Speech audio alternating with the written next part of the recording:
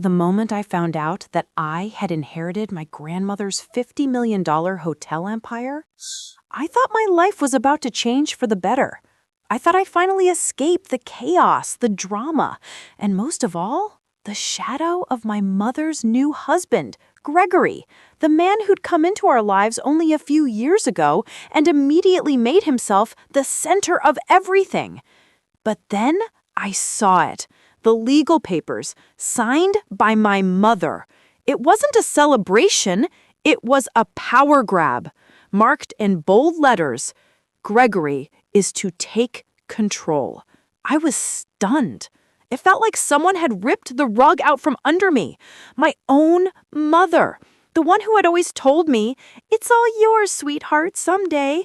She had handed everything over to him without so much as a word to me. What happened next shook me to my core. Have you ever felt betrayed by someone you trusted? Would you fight to take control of what's rightfully yours, or walk away and start over? Comment below with what you would do. Stay tuned, because what happens next will shock you. I had always admired my grandmother, Evelyn Monroe, a woman who built an empire from the ground up, starting with nothing but a dream and fierce determination. Her empire, a collection of luxury hotels scattered along California's coast, had become a legacy, a symbol of success that was intertwined with the family name. Growing up, I never imagined that one day it would be mine. But everything changed when Gregory came into our lives. My mother, Catherine Monroe, had always been the type of woman who sought comfort and stability. Nothing wrong with that, I suppose. But when she met Gregory, a smooth-talking real estate mogul, it was clear that his charm and his bank account had won her over. Their relationship felt rushed, forced even, but it didn't matter to her. She was blinded by the idea of security, something that I had been longing for all my life.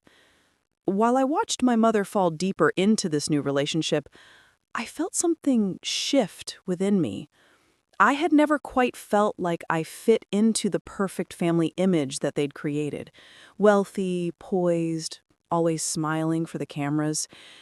The emotional distance between my mother and I had been growing ever since Gregory appeared on the scene, but I never thought it would go this far. It wasn't just that my mother started relying on Gregory for everything. She stopped relying on me. I had always been the independent one, but suddenly I felt as though I was on the outside, trying to reach a version of her that no longer existed. The day I found out about the will was a punch to the gut. I had always assumed that the hotel empire would be mine one day. Evelyn had made it clear over the years that I was her legacy. She trusted me, believed in me. But now, as I stared at the legal papers in my hands, all of that was gone. Gregory's name was boldly scrawled across the document, taking ownership of what should have been mine. And to make matters worse, my mother, who had promised me she would be there, was silent. The betrayal was like a slow burn. It wasn't just the business. It wasn't just the inheritance. It was everything I had worked for, everything I had sacrificed, everything I believed in that was being taken away by the one person I had trusted to keep me grounded. Gregory was a stranger to me, a man who had inserted himself into our lives and taken over without a second thought. The emotional toll was starting to take its toll. I couldn't stay silent any longer. There was no way I could let him take what was rightfully mine. Something was about to change, and I didn't know if I was ready for what was coming next. Growing up, I was always the quiet observer. My mother and grandmother were the center of the family, both strong, confident women who appeared to have everything under control. Evelyn, with her incredible work ethic and sharp mind, had built an empire that we all admired, especially me. I would sit with her for hours, watching her work through financial documents, her sharp eyes scanning each figure with such precision. She would share stories of her early days, the struggles she faced, the setbacks she overcame. She was my inspiration. My mother, on the other hand, was the picture of grace, always poised and carefully managing the image of our family. While Evelyn led the way in business, my mother had always managed our lives with the same care and attention. I never doubted that her love for me was genuine. But over time, something changed. It wasn't sudden, but over the years I began to notice how my mother's focus shifted from me to Gregory. When they first started dating, it felt like he was just another face at the table. But as their relationship deepened, he started displacing the space my mother and I used to share. Gregory's charm was undeniable. He knew exactly what to say, how to make my mother feel special. I could see it in the way she looked at him, how everything seemed to revolve around him now. At first, I didn't mind. After all, my family's wealth had always provided me with everything I needed, and Gregory's business acumen seemed like a bonus. But soon enough, I found myself pushed aside as my mother became more absorbed in her new life with him. They were inseparable. They made plans without consulting me, and before I knew it, I was an afterthought. There was one conversation I will never forget. I had just graduated from college, and after all the years of hard work, I thought my mother would finally see me for who I was. I thought this might be the moment where we'd finally connect. But instead, as I sat across from her at dinner, I heard the words that still sting to this day. "You know, Lily," she said, looking over her glass of wine, "Gregory and I have big plans for the hotel empire. It's time to expand, take things to the next level. You'll be fine on your own, won't you?" The coldness in her voice shocked me. For the first time, I realized she wasn't thinking about me at all. The empire wasn't mine to inherit, at least not anymore. It belonged to Gregory now. But I didn't say anything that night. I just nodded, smiled, and went to my room. The anger brewed inside me, but I knew better than to confront her. I could feel the divide between us growing wider, but it didn't hit me until later how much this moment would change everything. That conversation was the first sign of a fracture. It marked the beginning of a shift, one that would push me to make a decision I never thought I would have to make. As the days passed, the tension between me and my mother became more palpable. I could feel her pulling away, but I couldn't explain why. Every time I tried to bring up the hotel empire or my place in it, she would brush it off with vague promises. "We'll talk about it soon," she'd say, a tight smile forming on her face, her eyes darting toward Gregory, as if seeking reassurance from him. But what really bothered me were the conversations I wasn't a part of. Whenever I visited, I would catch snippets of talks between Gregory and my mother. They were always about the hotels, about expansion, about selling off properties or securing big deals. There was no mention of me, no mention of the fact that I was the one who was supposed to take over. I would overhear my mother so wrapped up in Gregory's plans, speaking about the business as though it were his, and only his to run. And that's when the doubt started to creep in. Was this really just about business, or was there something more? Was I being pushed out, even though Evelyn's will had made it clear that I was to inherit everything? One afternoon, I decided to confront my mother directly. I'd spent weeks feeling like a ghost in my own family, and I couldn't stand it any longer. I called her, asking her to meet me for lunch at our favorite cafe. When she arrived, I could immediately tell something was off. She was distracted, looking at her phone more than at me. "Mom," I started, my voice unsteady but determined, "what's going on with the hotels? I've been reading about the new projects Gregory is involved in, but I haven't heard a thing from you. It's my inheritance, isn't it?" She looked at me, her eyes narrowing slightly. "Lily, you don't understand. Gregory's ideas are brilliant. He knows how to make this business grow. He's been doing this his whole life." Her words felt rehearsed, as though she had said them 1,000 times before. But it was the way she said it that shook me. Her hesitation, that slight pause in her sentence, the unease in her voice. It was the first time I'd seen her look so uncertain about him. Something wasn't right. "Mum," I pressed, leaning forward, "you promised Grandma that I would take over the empire. She trusted me, and I thought you did too." For a brief moment, I saw something flicker in her eyes. A flash of guilt, maybe? But then it was gone. She stood up quickly, her chair scraping against the floor. "You're not ready for this, Lily," she said, her voice cold now. "This isn't about what you think it is." As she left, I sat there staring at the empty chair across from me, my heart pounding in my chest. Had I misjudged everything? Was I really not ready? Or was this all part of Gregory's plan? I couldn't ignore it any longer. The question haunted me as I walked out of the cafe. Was my mother protecting me, or was she hiding something from me? The discovery came when I least expected it. It had been weeks since I confronted my mother, and the tension between us was suffocating. I spent my days obsessing over the details of the business, the paperwork, the ownership stakes, the legal loopholes. Something wasn't adding up. I knew there was more I wasn't seeing. One evening, I found myself back at the family's main office building. It was quiet, dark outside, the kind of peace that only came after hours. The place had always felt like home, the quiet hum of the air conditioning, the smell of polished wood and leather chairs. I knew every inch of the place, every hallway, every office. That's when I noticed something odd. The door to my grandmother's private office was slightly ajar. It had been locked since her passing, but tonight it was open just a crack. Without thinking, I slipped inside. What I saw next shook me to the core. On her desk, hidden beneath a stack of old contracts, was a file labeled simply Gregory. My hands were trembling as I opened it. Inside, there were emails, bank statements, and legal documents. Documents that showed a disturbing level of control Gregory had already gained over the family business. But that wasn't the worst part. I turned the page and there it was, a signed document from my mother and Gregory authorizing a transfer of assets to a foreign account under Gregory's name.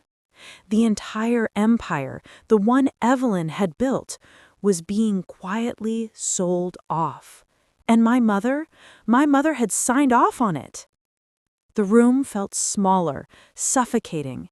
I could barely breathe as I read through the details. Gregory had been planning this for months. The grand inheritance, the multi-million-dollar hotels, were no longer mine to control. They were his. I felt my chest tighten as the weight of betrayal crashed down on me. My mother, the one I had trusted, had betrayed me in the most painful way imaginable. She had let Gregory take everything from me without so much as a second thought.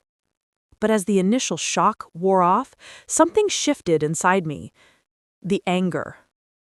It burned hotter than anything I had ever felt before. I wasn't going to let this slide. I wasn't going to be erased. I closed the file, my hands shaking, but my resolve hardening. This wasn't just about the hotels. This was about everything my grandmother had worked for. This was about my legacy. And now I had the proof I needed. I wasn't just going to fight for control. I was going to make sure my family knew what kind of man Gregory really was. The next few days felt like a blur of numbness. I kept replaying what I had discovered in that office, the papers, the evidence, and the realization that I had been completely ignored. My mother, the one person I had always thought would have my back, had sided with Gregory. It was a betrayal that cut deeper than I ever imagined. I couldn't bring myself to speak to her. Every time I thought about picking up the phone or walking into the house, the words wouldn't come. How could I face her? How could I confront someone who had so easily dismissed me? I started withdrawing from everything. The usual calls to friends were unanswered. The emails piling up in my inbox felt like a weight I couldn't bear to lift. The hotel empire, which had once seemed like my future, now felt like a prison. Every piece of property, every document, every contract was tainted by their actions. I found myself spending late nights in the office, staring at the legal papers, trying to piece together a plan. The more I thought about it, the more I realized I couldn't let Gregory win. I couldn't let this be the end of my story. But something inside me had changed. The anger had become quieter now, deeper, more controlled. It wasn't the raw, unfiltered rage I'd felt in the first few hours after the discovery. Now it was a cold, calculated determination. I didn't need anyone's help. I would take this into my own hands. I spent my nights researching, compiling the evidence. I looked through every piece of correspondence I could find, every transaction, and every contract. My plan was simple, yet risky. I would use the law against him. But even as I formulated my strategy, there was a part of me that couldn't escape the sinking feeling of betrayal. My mother had chosen him. She had handed over everything I was supposed to inherit, everything Evelyn had promised me. It wasn't just about the hotels anymore. It was about everything I had lost. As the days wore on, I found myself focusing less on the pain and more on the strategy. It wasn't about revenge, it was about reclaiming what was mine, and I was ready to do whatever it took to make sure Gregory and my mother didn't get away with it. I didn't need to shout or scream. I didn't need to lash out at my mother or Gregory or anyone else who had betrayed me. I needed to be smarter than that. The moment I had read those papers and realized what had been taken from me, I knew this would require precision, strategy, and patience. I spent every waking hour meticulously piecing together a plan, using every scrap of evidence I had. Gregory had underestimated me. He thought he could take control of everything, thinking I was just some naive woman with no power, no voice. But the truth was, he didn't realize who he was messing with. My grandmother had spent years building this empire, and I wasn't going to let some manipulative man just come in and tear it down. I started by building a case, slowly and carefully. The first thing I did was gather all the legal documents I could find, the contracts, the agreements between my mother and Gregory. I found loopholes, discrepancies in signatures, and subtle inconsistencies that, if presented in the right way, could not only undermine Gregory's control, but could also lead to his disqualification from managing the family estate altogether. I reached out to a trusted lawyer, someone I knew would be able to assist me without asking too many questions. Over coffee, I explained everything: how my mother and Gregory had tried to manipulate the family wealth, how they had attempted to exclude me from my inheritance. Together we formed a plan. It wasn't just about winning, it was about taking back what was mine and ensuring that Gregory would never have the power to pull this kind of stunt again. But as I moved forward, I realized that this was bigger than just business. This was about reclaiming my own identity and showing my family, my mother especially, that I wasn't just some bystander in my own life. I was done being the good daughter, the one who always took a back seat while everyone else took what they wanted. The more I thought about it, the clearer it became. I wasn't just going to fight for control of the hotels. I was going to make sure that when this was over, they'd have no choice but to see me for who I really was, the rightful heir to the Monroe legacy. By the end of the week, I had the first part of the plan ready. I had everything lined up: the evidence, the legal strategy, and the backup plans if things didn't go as expected. But this wasn't just about taking down Gregory. It was about making sure I was the one who stood at the top when all the dust settled. I was ready. It was time to make my move. Have you ever been in a situation where someone close to you betrayed your trust? What would you do if you discovered everything you thought was yours was slipping away? For me, it wasn't just about losing an inheritance, it was about losing my family, the people I thought would always have my back. So, what would you do in my shoes? Would you confront your family directly? Would you fight to take back what's yours? Or would you walk away and leave it all behind? I know how tempting it is to just walk away and start fresh, but sometimes we have to fight for what we deserve. Comment below and tell me how you would handle it. What would you do if your own family betrayed you?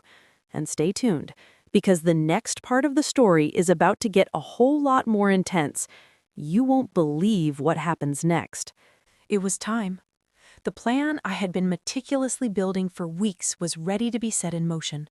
I had all the legal evidence, the forged signatures, the unauthorized asset transfers, and the financial documents proving Gregory's manipulation of the business. My lawyer was on standby, ready to file the motions, but there was one more thing I had to do. I had to make sure Gregory knew exactly who was coming for him. I waited for the right moment, the perfect opportunity to confront Gregory. It came during a family dinner at my mother's house, an awkward gathering with too many forced smiles and empty conversations.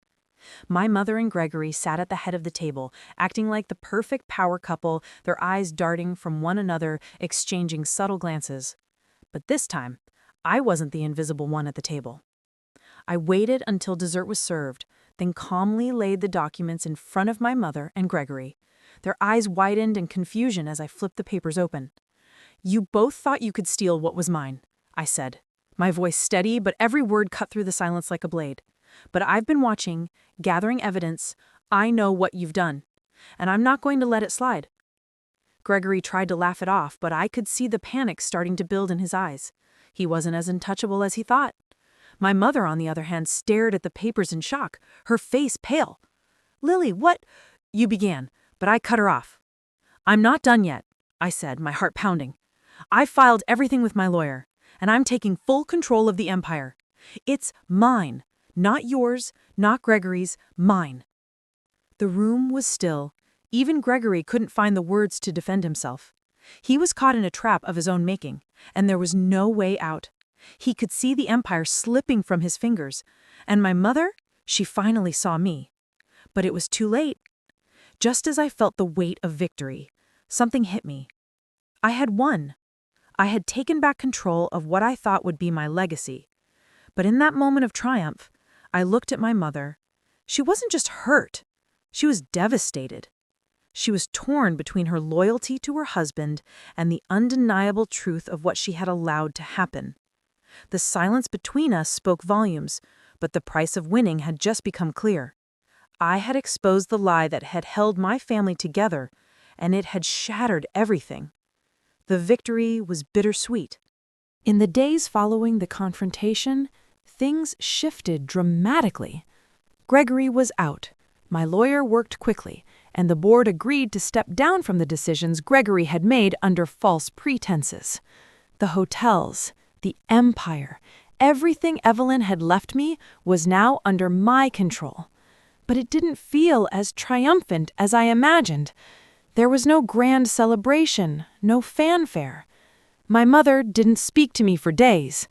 I didn't blame her, but the silence was suffocating. She had chosen Gregory, and now she had to live with the consequences. But even in the midst of that tension, I found a strange sense of peace. I had fought for what was mine, and in doing so, I had taken back my own power. I took control of the empire, but the emotional toll was undeniable. The family I had once been so close to felt like strangers. The life I had dreamed of was mine now, but at what cost? As I sat alone in my grandmother's office, now fully mine, the weight of the decisions settled in. Evelyn's legacy was now in my hands, and for the first time, I felt like I truly understood what that meant. It was more than just the buildings, the money. It was about preserving a name that had been built on resilience, not compromise. The future was mine to shape, but I couldn't forget the past, the lessons learned in the silence. It had taken me this long to realize that true power came from within, not from the approval of others. Looking back, I see how far I've come and how much I've changed. When I was younger, I never imagined I would be in this position, leading the very empire my grandmother built. I used to think success came from following the rules, gaining approval, and fitting into what others expected of me.